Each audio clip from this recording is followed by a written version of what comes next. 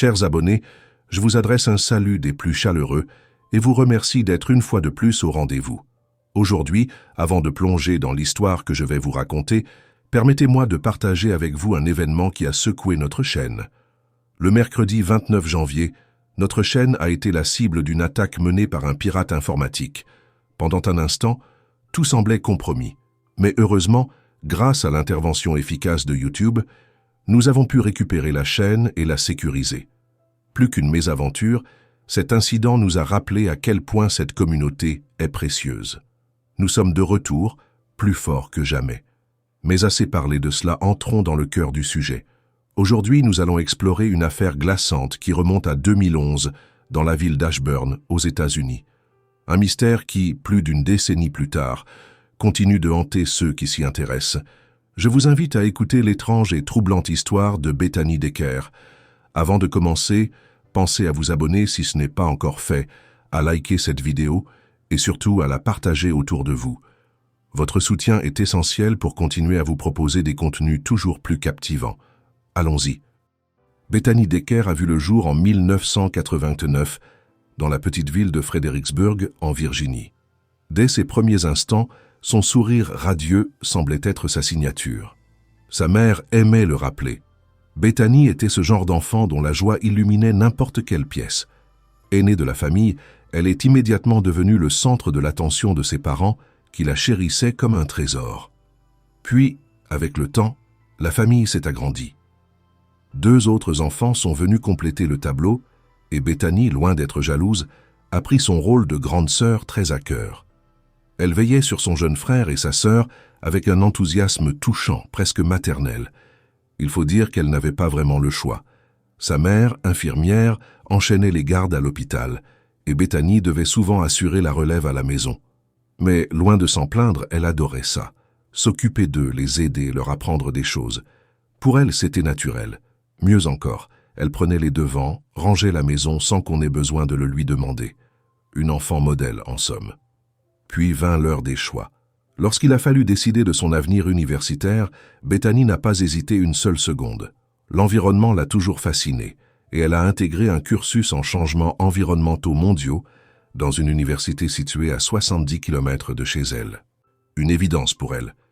Et comme toujours, les études ne lui ont posé aucun problème. Depuis le lycée, elle brillait. Apprendre était un plaisir, et elle faisait partie des meilleurs élèves. C'est là, dans ce nouvel environnement, qu'elle a fait une rencontre qui allait bouleverser sa vie. Un garçon, pas comme les autres. Il s'appelait Émile, et il était militaire. Contrairement au garçon qu'elle avait connu, il était plus sensible, presque romantique. Toujours à l'écoute, prêt à exaucer le moindre de ses souhaits. Un vrai conte de fées. Moins d'1 an après le début de leur relation, Émile lui a fait la demande. Une évidence pour Bethany. C'était lui, l'homme de sa vie. Elle n'avait aucun doute. Et comme si le destin voulait sceller leur union encore plus rapidement, une nouvelle est venue tout accélérer. Bethany était enceinte. Le couple était aux anges. Une famille allait naître, et ils ne voyaient aucune raison d'attendre pour officialiser leur amour. Alors, en 2009, Bethany et Émile se sont dit oui devant l'autel. Environ 6 mois plus tard, leur petit garçon est venu au monde. Un bébé aux yeux brillants, à la peau douce, qu'ils ont choisi d'appeler Kai. Au début, tout était parfait. Bethany et Émile savouraient chaque instant, bercés par l'euphorie des premiers mois. Un bonheur simple, une famille qui s'agrandit, un avenir plein de promesses. Mais très vite, la réalité les a rattrapés. Un bébé, c'est de l'amour, mais c'est aussi des nuits sans sommeil, des dépenses imprévues, des responsabilités écrasantes. Ils ont rapidement compris qu'ils ne roulaient pas sur l'or et que subvenir aux besoins de Kai serait bien plus compliqué qu'ils ne l'avaient imaginé. Alors Bethany a pris une décision difficile, mais nécessaire. En plus de ses études, elle devait travailler. Impossible de faire autrement. Elle a donc trouvé un emploi dans un restaurant. Un petit job à mi-temps, juste assez pour mettre un peu de beurre dans les épinards, mais qui allait s'ajouter à son emploi du temps déjà bien chargé. Cette période n'a pas été facile, loin de là. Heureusement, ils ont pu compter sur leurs familles respectives. Les parents de Bethany et ceux d'Émile étaient toujours là pour aider. Un coup de main pour garder Kai, un soutien financier quand c'était nécessaire, Ce n'était pas l'idéal, mais ça leur permettait de tenir le coup. Mais ce qui attendait Bethany allait être encore plus difficile, bien plus difficile. Émile, en raison de son engagement dans l'armée, a reçu ses ordres de mission. Direction l'Afghanistan. Du jour au lendemain, Bethany s'est retrouvée seule. Seule avec un bébé, des études et un emploi. Seule à 21 ans, avec une montagne de responsabilités sur les épaules. Elle ignorait comment elle allait tout gérer, mais elle savait une chose, Émile n'avait pas le choix. Il devait partir. À cette époque, elle vivait chez les parents d'Émile. Ils étaient là pour elle, prêts à l'aider du mieux qu'ils pouvaient.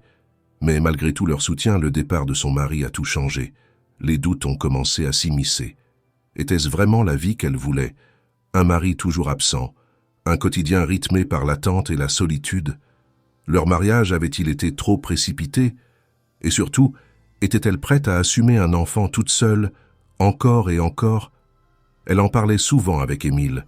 Il comprenait. Il savait que c'était difficile. Il voyait son épouse s'épuiser, se poser des questions.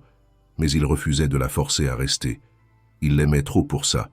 Si elle voulait partir, il ne la retiendrait pas. Son bonheur passait avant tout. Et Bethany a fini par prendre une décision radicale. Elle a déménagé.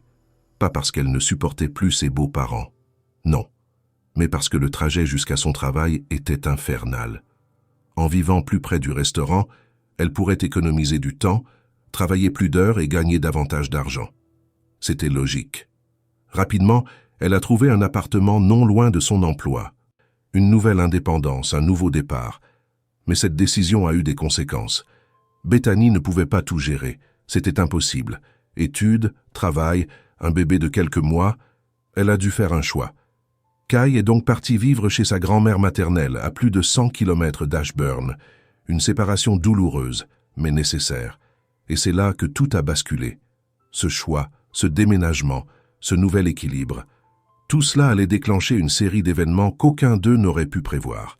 C'est en travaillant dans ce restaurant que Bethany a croisé la route de Ronald Rolden, un homme plus âgé qu'elle d'une dizaine d'années, au regard perçant, au sourire assuré. Au début, il n'était qu'un collègue, rien de plus. Mais très vite, ils se sont rapprochés. Bethany, seule depuis le départ d'Émile, a cédé à la tentation. Une liaison a commencé. Un secret, une échappatoire. Quand ses amies ont appris la nouvelle, elles ont été sous le choc. Émile venait à peine de partir. Et elle le trompait déjà. Et avec qui? Un homme au passif douteux, un grand séducteur qui se croyait irrésistible. Ronald aimait plaire. Il aimait conquérir. Pire encore, il aimait posséder. Mais Bethany refusait d'écouter les mises en garde.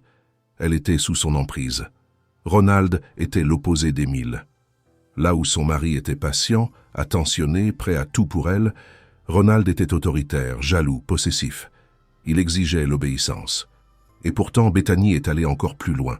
Elle a emménagé avec lui, sans hésitation, sans voir où elle mettait les pieds. Toujours mariée, mais vivant avec un autre homme, comme si c'était normal, comme si elle maîtrisait encore la situation. Mais la réalité l'a frappée de plein fouet. Ronald s'est révélé bien pire que ce qu'elle imaginait. Jaloux à l'extrême, intrusif. Chaque minute de sa journée devait être justifiée. Où es-tu? Avec qui? Pourquoi? Même lorsqu'elle était au travail, les messages pleuvaient, des interrogatoires. Et lorsqu'elle répondait, il doutait.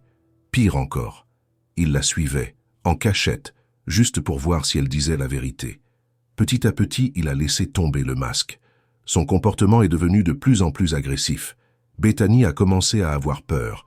Elle voulait fuir. Mais comment? Elle savait que si elle tentait de le quitter, les conséquences pourraient être terribles. Désemparée, elle a cherché de l'aide. Elle a parlé à ses amis, à sa mère, et même à Émile. Oui, elle lui a tout avoué. Sa trahison, l'homme avec qui elle vivait, le cauchemar qu'elle était en train de traverser. Depuis l'autre bout du monde, Émile a encaissé le choc. Il l'aimait encore, trop. Pendant que tout le monde cherchait une issue, un moyen de la sortir de cette relation toxique, Bethany a découvert quelque chose qui a tout fait basculer. Elle était enceinte. Et cette fois, Émile n'était pas le père. Le pire scénario possible. Le cauchemar ultime. Comment lui annoncer ça? Il voulait encore la sauver. Il y croyait. Il avait même imaginé un plan, un voyage à Hawaï. Quand il rentrerait en janvier 2011, il l'emmènerait loin de tout, loin de Ronald, loin des problèmes. Peut-être qu'ils arriveraient à se retrouver.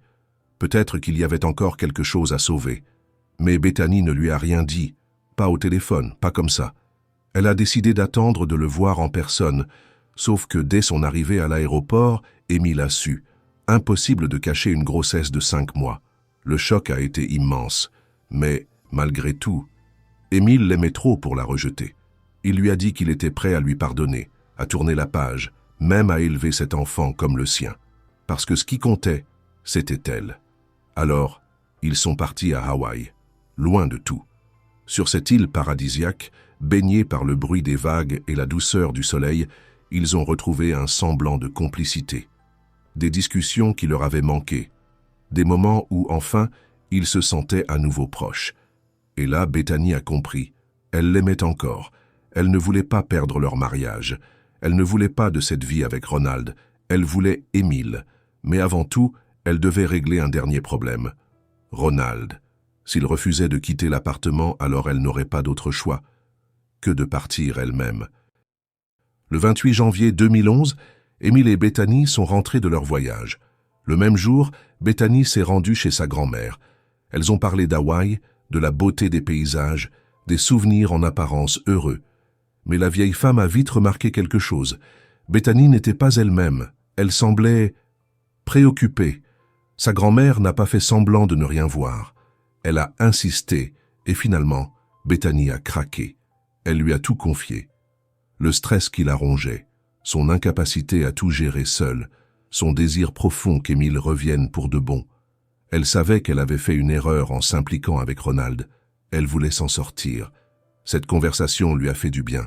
Elle a respiré.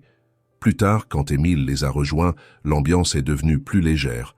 Un bon dîner, un moment agréable, un instant de répit, jusqu'à ce que tout bascule. Son téléphone a sonné. Encore, puis encore, des messages, à la chaîne, incessants.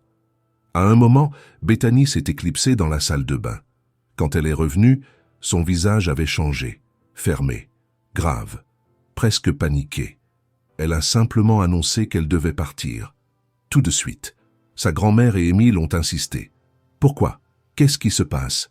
Bethany a refusé d'expliquer. Elle a seulement lâché quelque chose d'inquiétant.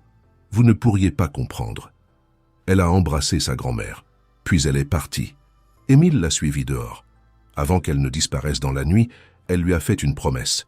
Ils se reverraient le 2 février, juste avant son retour en Afghanistan. Elle l'accompagnerait à l'aéroport. Sauf que, le jour du départ, Bethany n'est jamais venue. À l'aéroport, Émile a scruté la foule. Il cherchait son visage. Rien. Il l'a appelée, encore et encore. Rien. Son téléphone était éteint, directement sur messagerie. Un doute horrible l'a envahi. Avait-elle changé d'avis? Était-elle simplement retournée auprès de Ronald? Il n'a pas eu le temps d'y réfléchir plus longtemps. Il devait embarquer. L'inquiétude grandissait. Après son départ, la famille de Bethany a perdu tout contact avec elle. Au début, personne ne s'est alarmé. Bethany était toujours débordée. Entre l'université et le travail, elle n'avait jamais été très disponible. Mais au fil des jours, sa mère, Kim, a commencé à s'inquiéter. D'accord, sa fille était occupée, mais jamais elle n'avait laissé passer autant de temps sans voir son fils, Kai.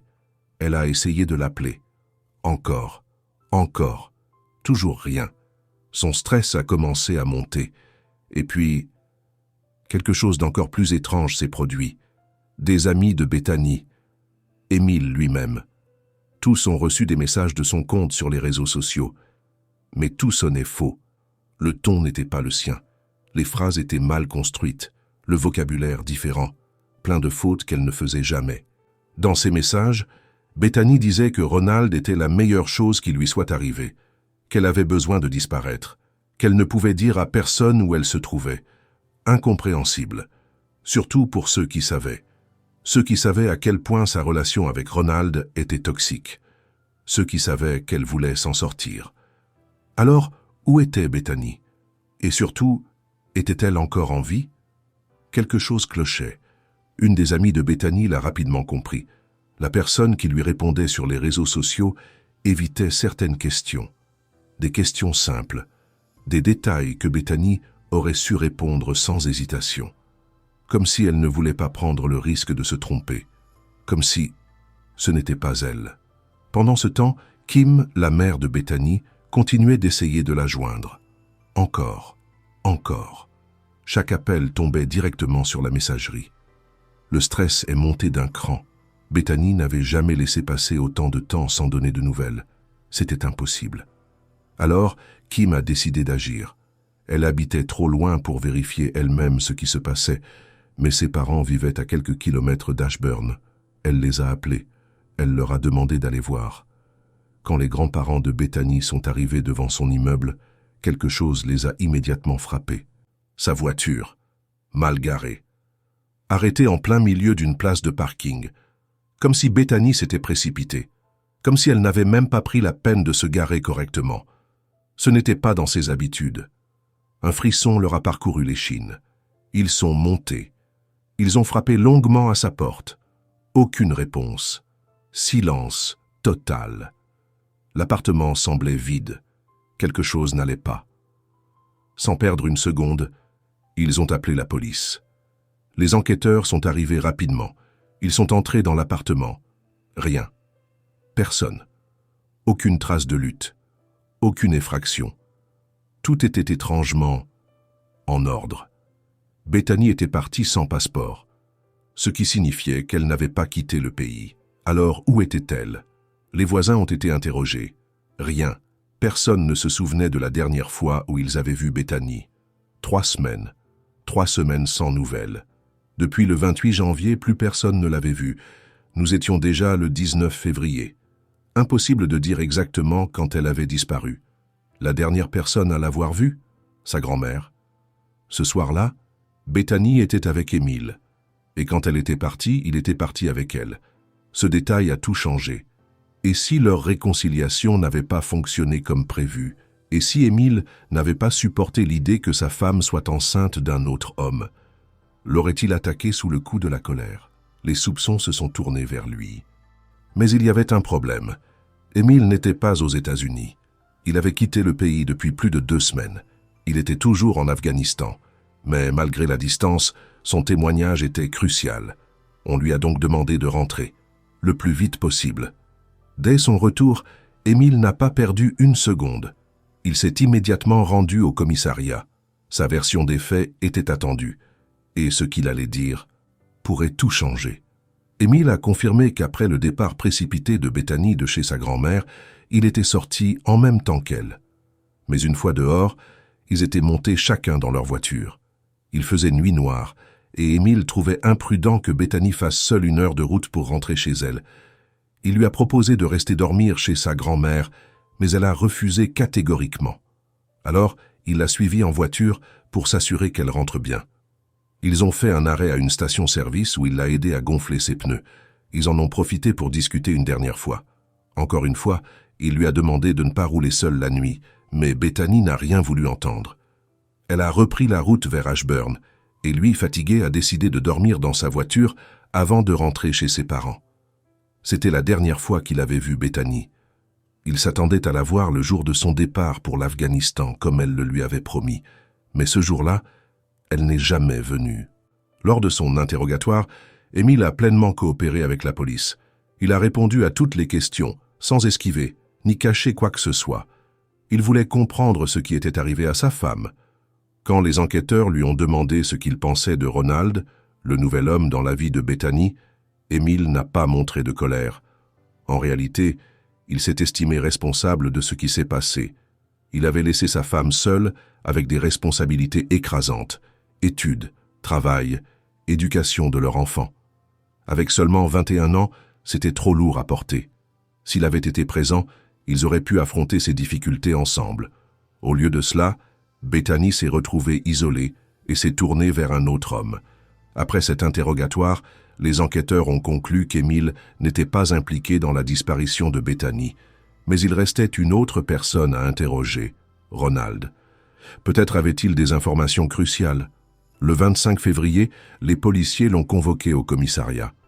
À leur grande surprise, il a répondu volontiers aux questions. D'après son récit, il avait rencontré Bethany en mars 2010, lorsqu'elle avait commencé à travailler au restaurant. Au début, ils étaient simplement amis, mais tout avait changé après le départ d'Émile en mission. Bethany était seule, et elle s'est rapprochée de lui jusqu'à devenir sa maîtresse. Ronald a affirmé que c'était elle qui lui avait proposé d'emménager chez elle, sauf que les amis de Bethany ont raconté une toute autre version. D'après eux, Ronald avait été expulsé de son logement et comme il n'avait nulle part où aller, Bethany, incapable d'ignorer quelqu'un dans le besoin, lui avait offert un toit temporaire. Mais ce n'était pas la priorité des enquêteurs. Le plus important était de savoir quand Ronald avait vu Bethany pour la dernière fois. Selon lui, Bethany était rentrée de chez sa grand-mère aux alentours de 2 heures du matin après son retour de Hawaï. Elle s'était couchée immédiatement et au réveil, elle était repartie sans dire où elle allait. Mais Ronald était persuadé qu'elle retournait voir sa grand-mère. Il a expliqué qu'un peu plus tard, il lui avait envoyé 2 messages.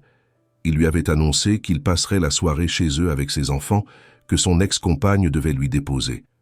Mais Bethany n'a jamais répondu. Pourquoi? Où était-elle partie ce matin-là? Pourquoi n'avait-elle pas lu ses messages? Et surtout, était-elle encore en vie? D'après lui, le 29 janvier était le dernier jour où il l'avait vue. Un couple parfait. Vraiment. Lorsqu'il a évoqué leur relation, Ronald a dressé un portrait idyllique. Pas de dispute, aucune tension et surtout, il n'aurait jamais levé la main sur elle. Un amour sans faille, selon lui, sauf que tout le monde autour de Bethany disait le contraire. Ses amis, sa famille et même Émile savaient qu'elle voulait fuir cette relation. Elle en parlait, elle confiait son mal-être. Elle voulait partir. Ronald était-il sincère ou jouait-il la comédie? De son côté, il s'est montré étonné et blessé d'apprendre que Bethany parlait de lui en des termes si négatifs. Un alibi fragile, mais pas de preuves. Cependant, il a confirmé que leur histoire était terminée. Après le départ de Bethany, il avait quitté l'appartement et était retourné vivre chez son ex-compagne, la mère de ses enfants. Selon lui, Bethany ne l'avait plus jamais contacté, ce qui, d'après lui, était logique. Ils avaient rompu, donc pourquoi aurait-elle cherché à le revoir? Il a même affirmé ignorer complètement sa disparition, jusqu'à ce que la police frappe à sa porte. Les enquêteurs n'étaient pas dupes. Ronald avait le profil idéal de quelqu'un capable de faire du mal, mais sans preuve, il ne pouvait rien faire. Il restait libre. Pour combien de temps? Les enquêteurs ont fouillé de fond en comble l'appartement de Bethany, ainsi que sa voiture. Aucune trace suspecte. Ils ont également examiné l'ordinateur et le téléphone de Ronald, mais là encore, rien. En réalité, même la police ne savait plus quoi penser. A-t-elle été enlevée? Est-elle morte? Ou a-t-elle simplement voulu disparaître pour fuir sa vie? Sa famille, elle, refusait d'y croire. Bethany n'aurait jamais fait ça. Elle ne les aurait pas laissés dans l'angoisse. Et surtout, elle n'aurait jamais abandonné son fils. Les jours passaient, les recherches continuaient. Les enquêteurs ont exploré les bois environnants, les lacs, les rivières, mais aucun indice, aucune avancée. Mais une chose était certaine, depuis le 29 janvier, Bethany n'avait plus utilisé sa carte bancaire. Son téléphone était resté silencieux. Son dernier appel? Ce fameux 29 janvier, peu après 14 heures. Elle avait contacté son supérieur pour lui demander si elle pouvait travailler le soir même. Et après ça, plus rien. Comme si ce jour-là, quelque chose s'était produit. Mais quoi? L'affaire a fait la une des médias. La famille et les amis de Bethany ont multiplié les appels à témoins. La police ne lâchait rien. Mais aucune piste sérieuse n'a émergé. Bethany s'était volatilisée. Puis, les mois ont passé. Elle aurait dû accoucher. Les enquêteurs ont épluché les registres des hôpitaux. Aucune femme enceinte correspondant à son profil n'était venue accoucher nulle part. Puis, les années ont commencé à défiler. 3 longues années. L'espoir s'amenuisait. Jusqu'à ce que, en novembre 2014, un coup de téléphone inattendu relance l'affaire. La police a été informée d'une affaire survenue dans l'État voisin en Caroline du Nord. Une femme a été admise à l'hôpital, grièvement blessée par balle. Son agresseur, Ronald Rolden. L'histoire de cette femme, Vicky, était étrangement similaire à celle de Bethany. Vicky était serveuse dans un restaurant. Un jour, un nouveau collègue a été embauché, Ronald. Au début, ils étaient amis, puis leur relation est devenue romantique. Et, comme avec Bethany, Ronald s'est révélé être un manipulateur toxique. D'abord jaloux, puis contrôlant, jusqu'au jour où il a essayé de la tuer. Le comportement de Ronald était devenu insupportable pour Vicky, à tel point qu'elle avait décidé de le quitter. L'occasion parfaite s'est présentée lorsque son ancien logement s'est libéré. Elle a sauté sur l'opportunité, s'y est installée et a mis fin à leur relation. Mais Ronald n'avait aucune intention de la laisser partir aussi facilement. Le jour où Vicky a quitté la maison, il l'a suivie jusqu'à son appartement. Arrivé sur place, une violente dispute a éclaté. À un moment donné, Ronald l'a attaqué par derrière et a serré son cou si fort qu'il lui a brisé la colonne vertébrale. Vicky s'est effondrée sur le sol, incapable de bouger, mais Ronald ne s'est pas arrêté là. Il s'est jeté sur elle et a commencé à la frapper violemment. Vicky savait qu'elle n'avait qu'une seule chance de s'en sortir. D'une main tremblante, elle a attrapé une arme à feu qu'elle avait cachée sous le canapé et a tiré 2 fois sur Ronald. Une balle près du cœur, l'autre dans le ventre. Mais l'homme ne s'est pas écroulé. Il lui a arraché l'arme des mains, l'a retournée contre elle et a fait feu à 3 reprises. Vicky était convaincue que c'était ses derniers instants. Mais elle a rassemblé ses dernières forces, a réussi à sortir de l'appartement et a alerté un voisin. Ce dernier l'a aidé à se réfugier chez lui et a immédiatement appelé les secours. Quand la police est arrivée sur place et a fait irruption dans l'appartement de Vicky, Ronald était assis tranquillement, en train de parler au téléphone avec sa mère, comme si rien ne s'était passé. Malgré les 2 balles reçues, il avait eu le temps de prendre une douche, de se changer et d'attendre calmement. Mais il a fini à l'hôpital, tout comme Vicky, gravement blessé. Quand les enquêteurs de l'affaire Bethany Decker ont rendu visite à Vicky à l'hôpital, elle était méconnaissable. Son corps couvert de bleu, son visage tuméfié, son dos brisé en 2 endroits. Mais le pire, elle avait perdu un œil. Elle a néanmoins trouvé la force de parler et de raconter l'horreur qu'elle avait vécue. Ce qui s'est passé ce jour-là, Ronald l'a attaquée parce qu'elle avait refusé d'avoir un rapport avec lui. Oui, il a failli la tuer, juste pour ça. Mais ce qu'elle a révélé ensuite a fait froid dans le dos. Depuis des mois, elle vivait dans la peur. Ronald lui répétait sans cesse que s'il voulait la tuer, personne ne le saurait jamais. Et pour prouver qu'il disait vrai, il lui avait confié quelque chose d'effrayant. « J'ai déjà fait disparaître une fille une fois. Je peux recommencer. » Vicky savait alors qu'il parlait de Bethany.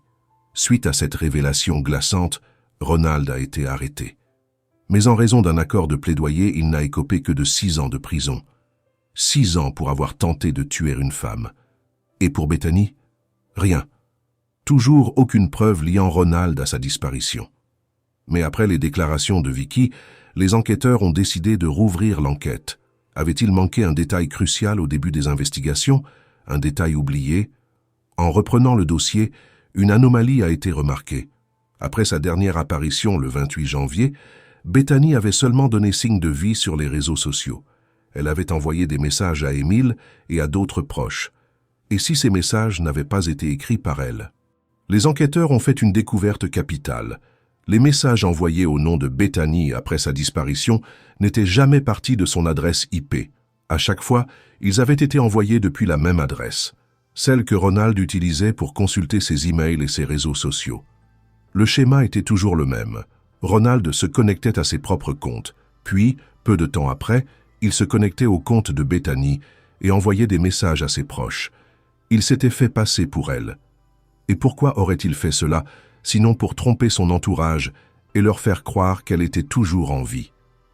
Pour les enquêteurs, c'était suffisant. Ronald devait être inculpé pour le meurtre de Bethany. Il ne s'y attendait pas. Il attendait sa libération, pensant qu'il allait bientôt retrouver la liberté. Mais la veille de sa sortie de prison, les charges sont tombées, meurtre au 2e degré. Le problème? Le corps de Bethany n'avait jamais été retrouvé, et sans preuve matérielle, il était possible que Ronald soit acquitté. Son procès, initialement prévu en 2011, a été repoussé à plusieurs reprises. Finalement, la date a été fixée à février 2023. Mais Ronald continuait de nier. Il jurait n'avoir rien à voir avec la disparition de Bethany. Alors, les procureurs ont fait une proposition. S'il acceptait de plaider coupable, il éviterait une peine de 40 ans. Au lieu d'une peine de prison à perpétuité, Ronald ne purgerait que 12 ans et demi derrière les barreaux. Une réduction considérable, mais à une seule condition. Il devait enfin dire la vérité. Expliquer, sans détour, ce qui s'était réellement passé le 29 janvier 2011. C'est en janvier 2023 que Ronald a finalement accepté cet accord. Après 12 longues années de silence, il a avoué. Il avait tué Bethany. Mais selon lui, ce fut un accident. Ce jour-là, d'après sa version, une violente dispute avait éclaté entre eux. La raison? Bethany voulait aller travailler le soir, ce qui n'a pas du tout plu à Ronald. La tension est montée d'un cran. La colère a explosé. Furieux, il l'a poussée violemment. Bethany aurait alors perdu l'équilibre, trébuché et frappé sa tête contre un rebord de fenêtre. Toujours selon lui, elle ne bougeait plus. Pris d'un frisson d'angoisse, il s'est approché, a vérifié si elle respirait. Rien. Elle était morte. À ce moment-là, Ronald aurait pu appeler les secours, mais il ne l'a pas fait. Il a paniqué. En tant qu'immigré en situation irrégulière aux États-Unis, il était convaincu qu'il ne serait pas cru, qu'on l'accuserait immédiatement de l'avoir tué intentionnellement. Il s'est alors laissé envahir par la peur et a pris une décision irréversible, se débarrasser du corps. Il a placé Bethany dans un grand sac plastique du même type que ceux distribués aux habitants pour emballer leur sapin de Noël après les fêtes. Puis, dans l'après-midi, sans un regard en arrière, il a transporté le sac jusqu'à une benne à ordures et l'y a jeté, effaçant ainsi toute trace de son crime. Mais les enquêteurs n'ont jamais cru à cette version. Personne ne meurt aussi facilement d'un simple choc contre un rebord de fenêtre. Trop simple, trop pratique. Ils avaient une autre théorie. Ronald aurait découvert que Bethany l'avait trahi, qu'elle était partie à Hawaï avec Émile. Fou de rage, il aurait perdu le contrôle et l'aurait tué intentionnellement. Mais comment? Cela restera un mystère. Les autorités ont envisagé de fouiller la décharge où les ordures avaient été envoyées. Mais après plus de 10 ans, cela aurait coûté des millions de dollars, pour des chances quasi nulles de retrouver quoi que ce soit. Parce qu'il a avoué et détaillé les derniers instants de Bethany, Ronald Rolden a été condamné à 12 ans et demi de prison. Il sera libéré en 2031 et à sa sortie, il sera déporté en Bolivie, son pays d'origine. La fin d'une affaire, mais pas de la douleur. Bethany ne sera jamais retrouvée. Son fils ne connaîtra jamais sa mère. Et Ronald, lui, s'en sort avec une peine dérisoire. Merci d'avoir écouté cette histoire jusqu'au bout. Si mon travail vous plaît, n'oubliez pas de liker la vidéo et de vous abonner pour ne manquer aucun prochain épisode. Merci et à très bientôt.